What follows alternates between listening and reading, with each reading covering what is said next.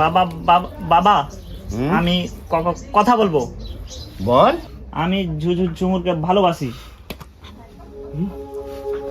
কি বললি? তুই এতদিনে মুখ খুললি? হ্যাঁ, বাহ বাহ বাহ, তুই ঝুমুরকে ভালোবাসিস? ঠিক আছে,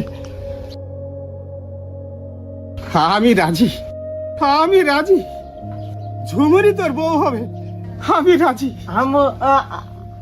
আমরা রাজি। সত্যি বাবা? সত্যি?